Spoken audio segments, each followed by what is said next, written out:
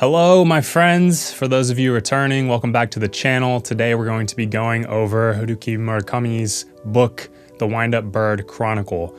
We'll be discussing the book generally without any real spoilers, and then I'll go into an in-depth discussion regarding my perspective on what just took place in this book. A little bit of background: the very first video on this channel came after I read Norwegian Wood by Haruki Murakami, and I was so inspired by that book and I had so much to say about it that I had the initial idea, wow, I think I want to take some time, distill my thoughts on this book, and I'll just record myself and throw it up on YouTube, see if anyone connects with the videos. And I've been making videos on the books that I've been reading for at least half a year now, so it's really turned into something that I enjoy. It pushes me to really think critically about what I'm reading, and I love growing this community and having these discussions with you all in the comments whenever that occurs. So there's so much to unpack. With most books, I feel like I have a general idea thematically of what is taking place as I'm going through the book. And you may relate to this if you've read this book. As I was going through the narrative, I'm feeling like, wow, I'm not really sure what is taking place here. I'm not really sure if I'm understanding the metaphor and the analogies. I'm not sure if I understand how everything is connected. And it really went on that way throughout the remainder of the story until I finally completed the book and had some time to sit down and ask myself, how do I make sense of all this? How does all of this fit together? I think that is done intentionally by the author. He writes these stories that are so surrealist and dreamlike. There are all of these interchangeable parts. It's hard to tell what is just happening by pure happenstance and what is happening as a result of something else. Now, with this book in particular, something that we'll talk about even more, I have a theory, and that theory is that even the chronological order of the events that took place in this book were presented to us out of order, and it adds another layer of complication to our understanding of what actually happened to our main character. So, those are my general thoughts on the book. At the end of it all, I feel like it was definitely worth the read. It's pretty good in length. It's about 600 pages, I believe, so it's a bit of a commitment. But would I recommend the book to you if you haven't yet read it? Yes, I would. I think it's worth the read. It's very much an experience from one end of the book to the other, and whether or not you come away with a really concrete conclusion, it definitely leaves a lasting impact. And as far as what conclusions we can derive from the book, I'm going to talk about those in the next section of this video. From this point forward, if you haven't read the book, I encourage you to do so. You may want to pause and come back to this later because I'm going to get into a more in-depth analysis regarding my perspective on what just took place over these 600 or so pages. So moving forward, we're going to talk about the contents of the book specifically.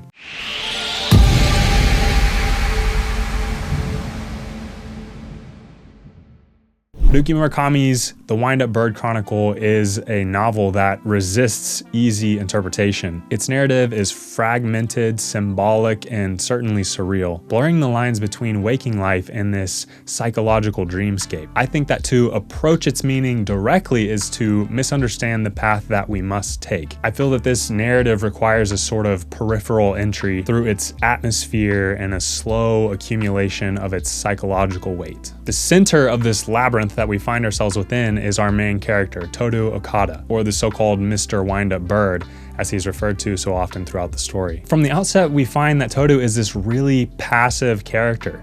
He seems to lack any real ambition. He's very reticent to ever share his actual perspective on things or to actually assert his desires.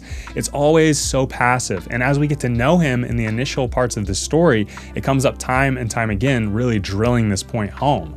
And as we get to know him, we start to see that this is less so a humble approach to life, and really that he lacks the moral courage to really go for something or to exert his will on the world around him. This is something that we've talked about when reviewing other books on this channel. So again, this attitude seems like less of this humble approach, but really more of a defense mechanism against what he fears could happen if he really approached what he knows he wants deep down inside, whether that be what he wants for himself or who he wants himself to be. So it's this corrosive emotional disentanglement with the purpose of his life that we see corrodes the very relationship that he shares with his wife, Kumiko. And we see that their relationship falls apart in the early stages of the narrative, and it really sets the stage for everywhere we travel from there forward. So again, Kumiko's departure from Toru is the inciting event in the novel, if there is one, that really sets everything in motion from that point forward. And we'll talk more about the chronological order of the events, because I feel that we are presented these events out of order. I really think that what has taken place is that she has first left Toru, and this is symbolized by the cat going missing, and everything else takes place following that. I feel that he actually lost his job as a result of her leaving, not the other way around. And I think that it makes more sense when we approach the story from this perspective. But I'm getting ahead of myself, because we see that it's also this accumulation of the long-standing avoidance in their relationship that leads to her departure. Both Toru and Kumiko have systematically suppressed any sort of emotional confrontation between the two of them. And we know that this is not good for relationships. It's not good to say that you never have an argument, you never have any confrontation with your partner simply because you're always avoiding it. These things bubble up beneath the surface, and they grow and they grow and they grow, and they'll come to a head eventually, whether that be in some big confrontation between the two individuals at stake or in a total separation. Their relationship seems to be defined by this mutual politeness where everything stays on the surface and they don't go beyond that for fear of what they might uncover in the other person. And this is the fatal flaw in their relationship. It all comes to a head, as we knew it would, when she is confronted with the reality of her abortion. She becomes pregnant, and we're given this narrative around their conversations, and we can always tell that there's something more that needs to be said. There's something more that Kumiko wants to share and that needs Toru to understand, but they both avoid it. They both let it go unsaid, and this is, again, a mistake that is never fully resolved. Not for them, not for us as the reader. We get the sense that Kumiko has all of this unresolved childhood trauma, this psychological and even sexual abuse by her brother. And as is unfortunately the case in real life at times, her desire to avoid these past events and to run from this trauma results in a sort of escapism through sexual promiscuity as she leaves her husband and carries out all of these actions that even she felt weren't in line with who she really is as a person. She herself says later in the book that she doesn't fully understand why she's done the things that she has done. And this unfortunately happens to people in real life, particularly people with certain traumas in their past that have never been fully resolved. People have different ways of trying to deal with these things, and sometimes this is unfortunately the case. But again, the final event that seems to culminate in her ultimate departure from Toru is this abortion. As we said, there was so much more that they needed to talk about and needed to understand about each other. She had the abortion while he was out of town. She was alone, and I feel that this is the final event that really broke her in a sense and led to her dissociation and to her running away from her past and her trauma and her problems, both past and present.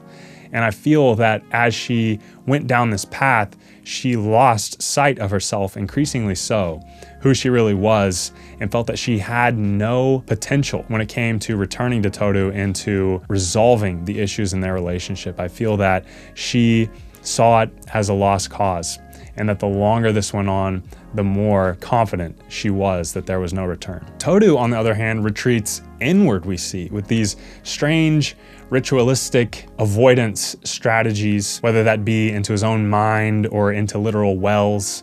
It seems that as Kumiko is running away, he's running further and further into himself, trying to lock himself up and find some sort of safety in dissociating from the outside world altogether. Yet as we explore this story further and further, as we get to know Toru better, we start to see how unreliable he may be as a narrator, and it begs the question, what more lies beneath the surface as to what's been going on within their relationship? But before we get into that, I want to talk about how Kumiko herself actually gives us this beautiful analogy within the book.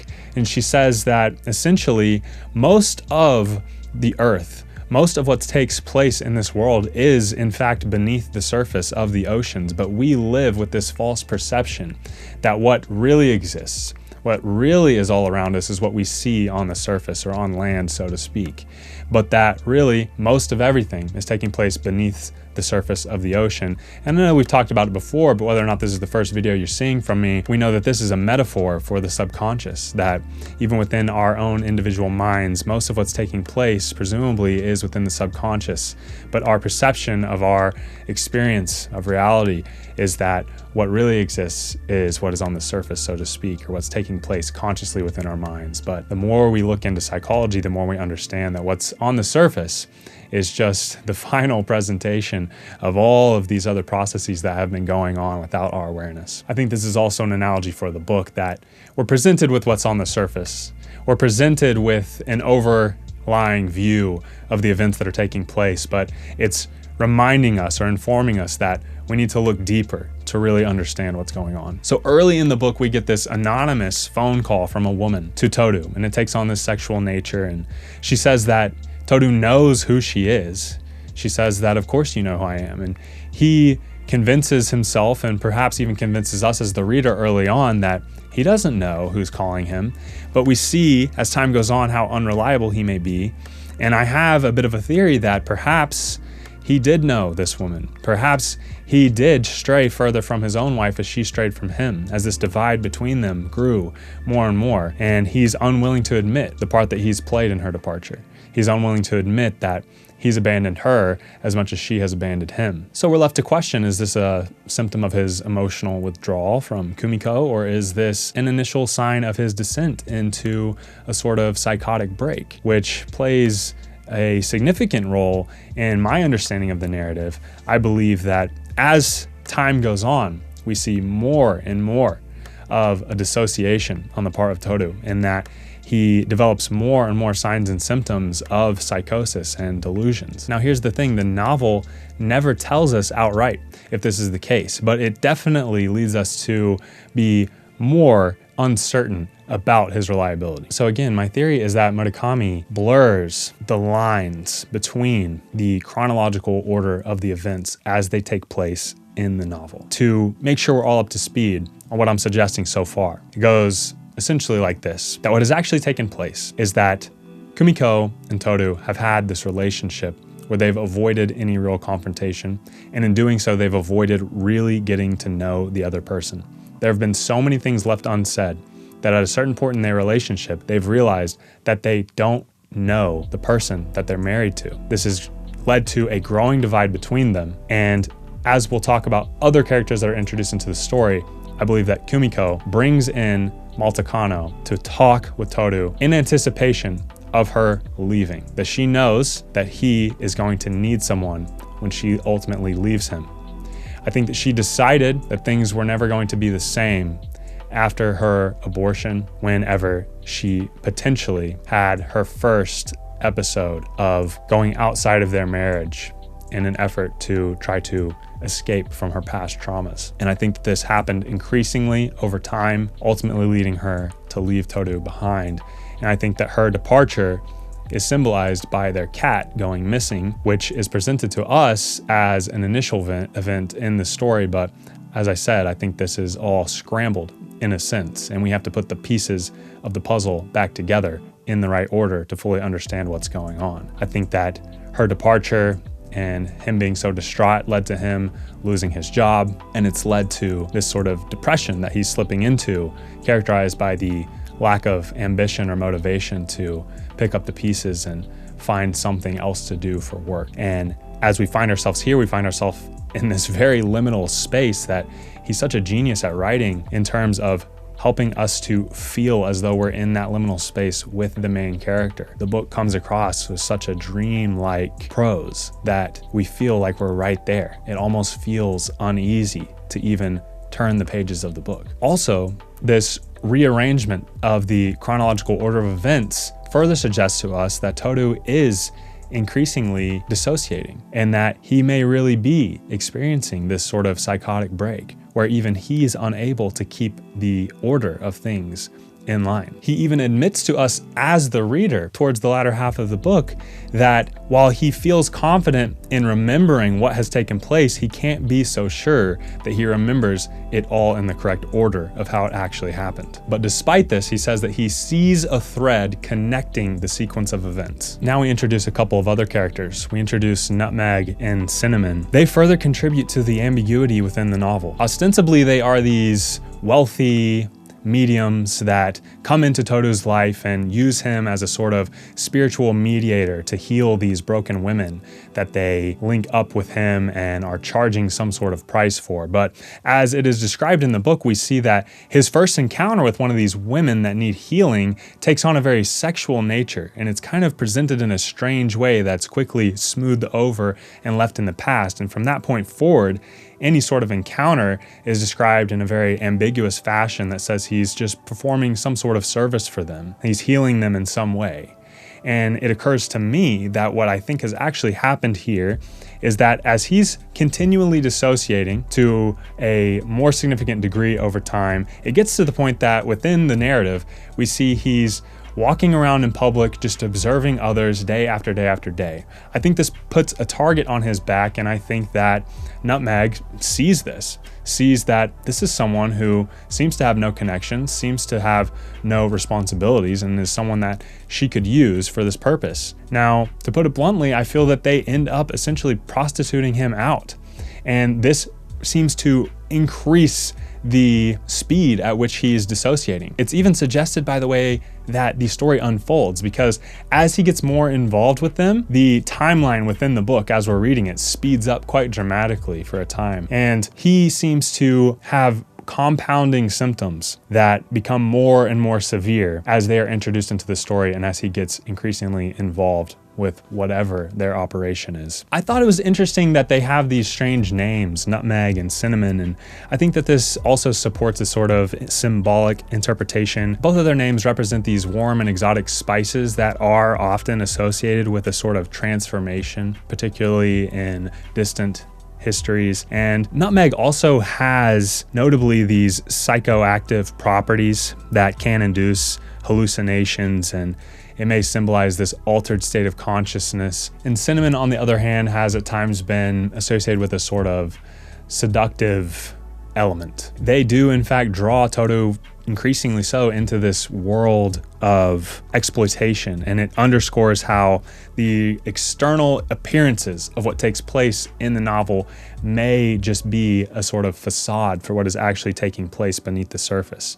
And the book reminded us early on that we need to look deeper to really understand what's going on. Now, as I talk about nutmeg and cinnamon, it seems clear that I'm quite confident that they actually exist. So let's talk a little bit more about that. I think that the book takes the extra effort involved in an interesting way to prove to us that they actually exist within reality, that they're not just some product of the delusions that Toru may be experiencing.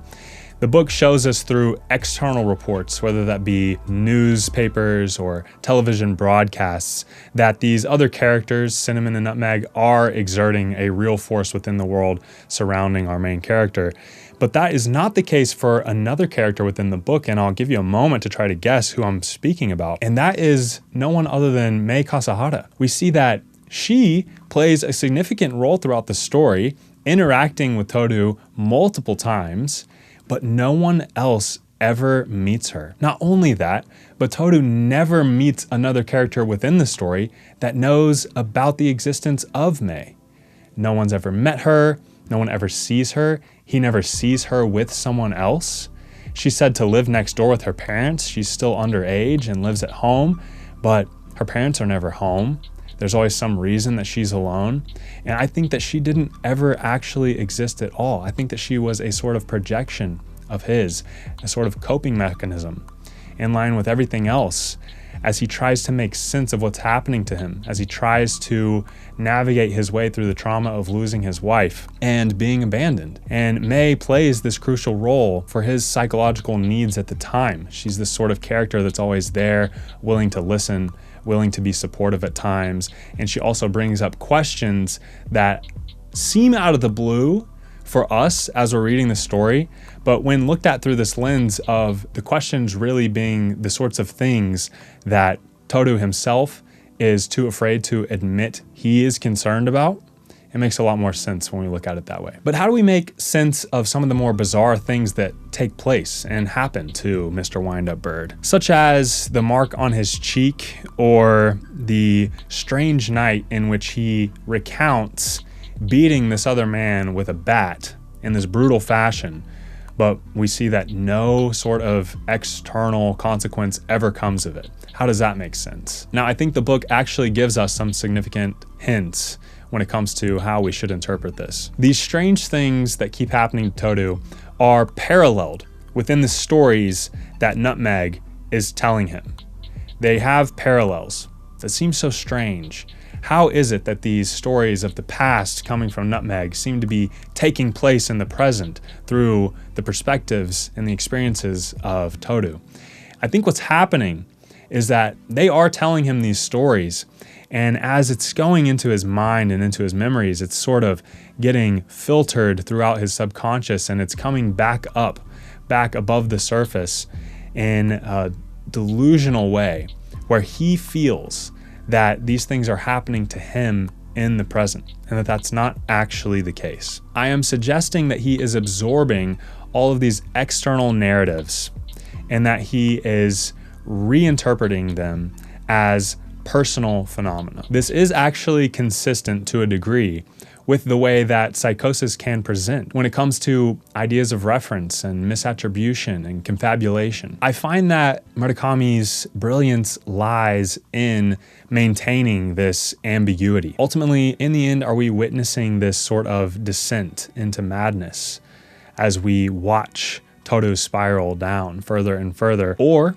in a more surrealist perspective, is Toru unlocking this sort of hidden nature that exists within the reality of the story? Is Kumiko a character that is this tragic figure of repression and trauma, or is she someone that is just fleeing this stifling domestic arrangement with a partner that she's unable to truly connect with? As I said, in the end, the answer is unclear. Murakami is able to present us with enough disparate elements of the narrative that we are not sure what truly is interconnected and what isn't.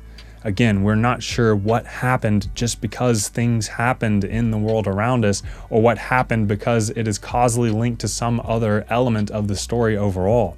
We're left in the end to try to put the pieces of the puzzle back together, and we're left trying to figure out in what order we should even begin putting them together in the first place. In the end, it's not guaranteed that any particular event matters at all. It's up to us to try to make sense of what is happening around us within the narrative, just as it's up to us to try to make sense of the world we navigate through on a daily basis in our own real lives. And so the Wind-Up Bird Chronicle offers us not a complete resolution, but it does offer us a really impactful resonance. It's the study of emotional erosion, psychic fragmentation, and ritualistic coping strategies that we may employ to navigate the more difficult aspects of our lives. We may employ these sorts of strategies, whether they're maladaptive or not, to try to navigate the types of suffering that we find it hard to name in the first place. Now, whether Toru is really losing his mind, or if he is really uncovering these hidden realities of the world that normal language finds it difficult to contend with, it may ultimately all be the same thing. As with our dreams and myths and traumas, Murakami's narrative doesn't ask us to understand with complete confidence, but it does ask us to experience the story along the way. And I certainly found that to be the case as I read the book. So if you've read the Wind-Up Bird Chronicle, I would love to hear what you think of my perspective on this book. You know, you could probably read this book and come away with a really different conclusion, and I would like to hear about it. I'd like to hear if you agree with any of my perspectives, if it helps the book make more sense to you, or if you have a completely different approach. I think we could have a lot of conversation about this story, and I'm really grateful to have had the opportunity to have read it. As always, I appreciate your time watching these videos, especially when I go on for quite a long while. I know that there are many other things you could do, so I appreciate you being here with me to discuss these books. And I hope that you have a great day. and I hope to see you back again here in the future. Thanks for watching.